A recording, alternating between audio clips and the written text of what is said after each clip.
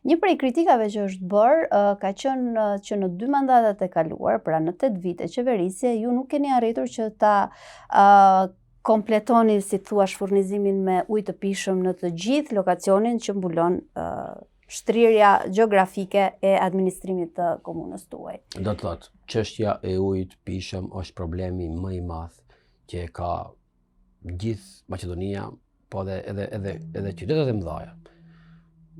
Ujë pishëm nuk ka as Istanbulli, as Berlini s'ka ujë pishëm.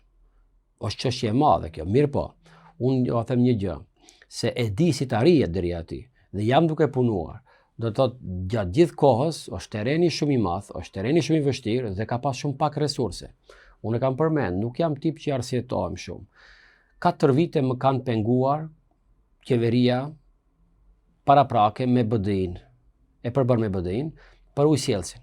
Unë kam të nënshkruar marrëveshje për ujësjellsin, ato mjetet që i kanë fituar pra nga ministria, më ka ardhur e refuzuar kërkesa disa herë. Erdh ministri i ri i ambientit qetësor me kërkesën e parë. Ma aprovon kërkesën dhe sa to më takojnë mu. Jo mu si komunës time, qytetarëve mi. Imagjinoti 4 vitet ka ardhur refuzim. Dhe unë s'kam bërë asgjë tjetër. Kërkesën e njëjtë ja kam ndruar datën dhe kam dorëzuar përsëri në atë ministri. Ndrohet qeveria, ndrohet ministri dhe ti të vinë 4 projekte. Për ujësjellës, një në Merov, që është duke u realizuar, që ishte edhe ministri pra Izet bashkë me mua atje.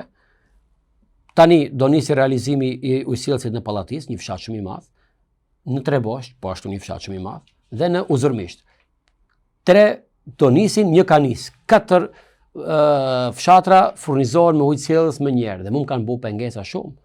Dhe unë nuk dua këtu të flas për sa më kanë bërë pengese, po unë dua të flas se atë që e kam thënë, atë që e kam premtuar, do të realizoj deri në fund dhe ata populli që i dënoj, që i pam këto zgjedhje, janë ata që i kanë penguar projektet e shqiptarëve dhe qytetarëve në përgjithësi, sepse të pengosh, mund të pengosh një herë, mund të pengosh 2 herë, por nuk mund të pengosh përgjithmonë, për arsye se do vijë një garnitur tjetër politike, do vinë njerëz tjerë që do të rrëzojnë nga qeveria dhe do t'i marrin punët në dorë vetë, do t'i realizojnë gjithë ato projekte që të qytetarëve jo ke penguar dhe sot janë duke u bërë realitet.